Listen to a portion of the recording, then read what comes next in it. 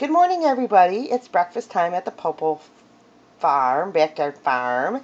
And I went into the kitchen, as sleepy as I am. and there were two eggs here that obviously came in probably from yesterday that Clay picked up and I didn't know. And there's a feather on one, so I just got to wash that off. But anyway, I looked at the eggs and I thought, are those guinea hen eggs? Are so tiny. And I said something to Clay because, I thought they might have been the guinea hen eggs. And he said, no, because the chickens just started to lay eggs. They're smaller. Usually when we go to, say, other places like the food auction or something, I notice that the eggs are so much smaller than our eggs. Because our eggs are so huge, they're almost like a little goose egg. Excuse me, I'm still getting over a little cold here. They're Our eggs are so huge, they're almost like a goose egg, and we can't even shut the cartons. So I don't know if it's just God blessing us or what. But anyway, these eggs seem so small to me, and I want to share with you that. So sorry, guys. Might be a few coughing videos, guys. But these eggs are so small that when you first start having eggs, your eggs may be small too. They may be weird shaped.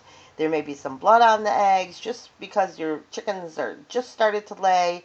And you have to feed them laying mash and give them the right amount of sunlight and all that. They don't just lay eggs like the movies. You have to do some things to perk those chickens up. We put a golf ball in to give them the idea in their hen thing. Actually, we put in Easter eggs filled with sand, but to give them the idea because they're so competitive. And in the winter, you have to be attentive to these types of things to make sure you get some eggs, because a lot of people don't get eggs because they don't give them water, they don't give them light, they don't give them laying mash, and basically your hens are just doing nothing all winter long because you're not doing the things to get eggs. But anyway, when they do first start laying, you will get a couple eggs. We had to redo our flock because we had them for 2 years, and after 2 years they start to slow down their production. So we want eggs every year. So we usually sell the hens that are laying their eggs at a nice time, sometimes a year and a half. Usually it ends up being like a year and a half.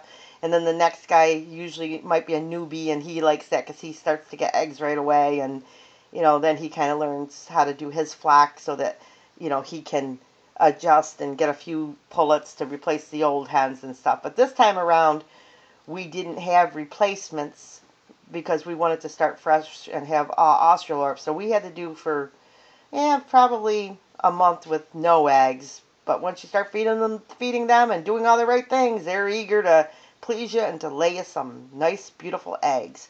We personally like the Australorp hens. We get tons and tons of eggs. Almost every single day of the year they will lay, and they just are friendly, good chickens. We've had no problems with them, and they have been like our favorite chickens, and they always just produce, and are just the cat's meow as far as for our farm. We just love them. So that's our egg story, and I guess I'm going to finish up with this. You want good hard-boiled eggs. Every old farmer knows you use the old eggs. The older the eggs, the better. They peel easier.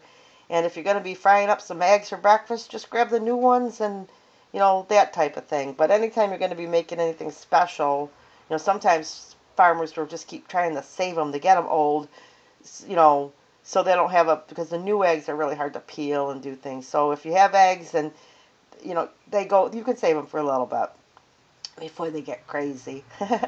Actually, here I am talking instead. And another thing, when I was a kid, I lived at Bible school. The eggs were so old they used to taste funny, but nobody died. And I lived at like a Bible school, and they used to, get tons and tons of, people would bring food sometimes. I mean, they bought food and stuff, but we also had food there, and sometimes the eggs were really, really old, and they might taste funny, but they were good. So I know it sounds funny to say that the cafeteria would serve old eggs, but they did because it was the church thing, and sometimes I don't know, somebody must have been donating eggs, and the eggs sometimes tasted funny.